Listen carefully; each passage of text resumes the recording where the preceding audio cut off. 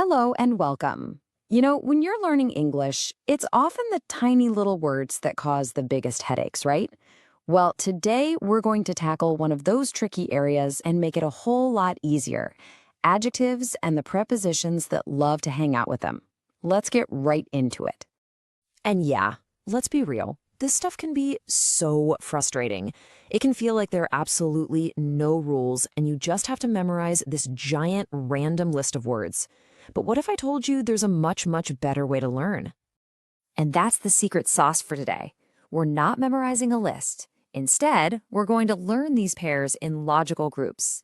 I promise, by the end of this, you're going to feel so much more confident using them. Okay, let's jump right into our first group. Now, all of the adjectives you're about to see use the exact same preposition. So let's see if you can guess which one it is. Okay, you ready? I'm about to show you 5 sentences, and they all have the same word missing. Your job is to figure out that one magic word. All right, here they are. I am proud, my achievements.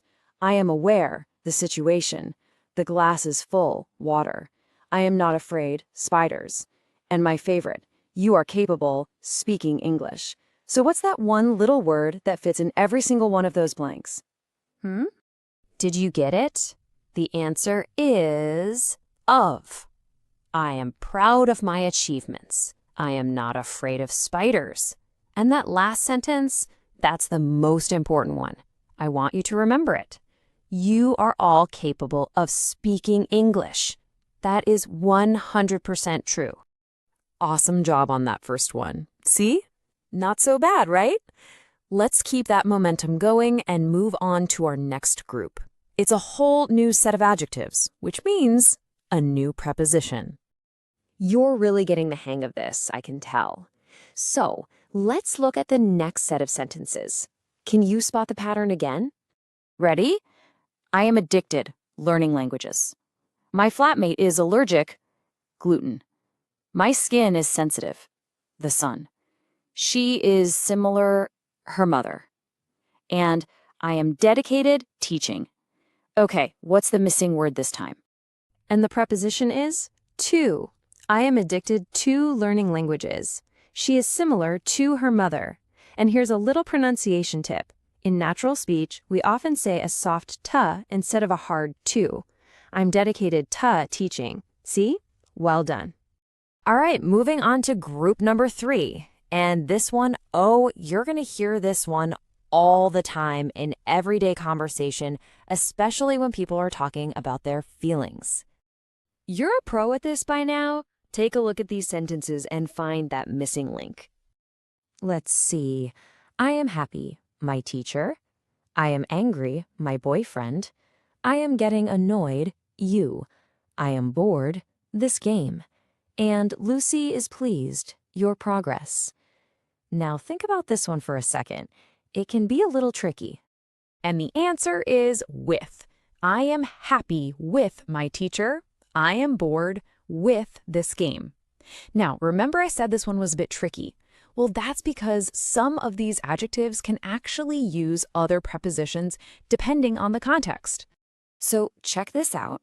Here's a super simple, super useful rule for words like angry or annoyed. It's easy. You are angry with a person, but you are angry about a situation. So you could totally say, I'm angry with my boyfriend about what happened. See how that works? It's a game changer. Okay, are you ready to level up a little bit? Let's try a bit of a challenge. We're going to look at 2 prepositions at the same time, in and at. Things get pretty interesting here because some adjectives can even use both. All right, let's break this down. Take a word like experienced. You can actually use either. I'm experienced in business or experienced at business mean the same thing. Cool, right? But for slow and fast, we pretty much always use at. Like, I'm slow at running. And finally, interested, that one's a classic. It always goes with in. So I have to ask, are you interested in this topic? You totally crushed that challenge. Okay, so for our final section, I've got a little bonus for you. These are 3 awesome common phrases that will instantly help you sound more natural when you say you like something. So, saying I like tennis is perfectly fine. But if you want to sound a little more fluent, you could say I am keen on tennis. This is super common, especially in British English. You could also say I am a fan of tennis or I am fond of tennis. They're all just fantastic ways to level up your vocabulary. And what if you don't like something? Well, it's about as easy as it gets. You just pop not in there. I'm not keen on pasta. I'm not a fan of early mornings. See? Simple. You know, I want to end by coming back to that really important idea we saw at the start. Because remember, learning these little patterns isn't just about memorizing grammar rules. It's about building your confidence so you can speak more freely and more naturally. And that's a wrap for today.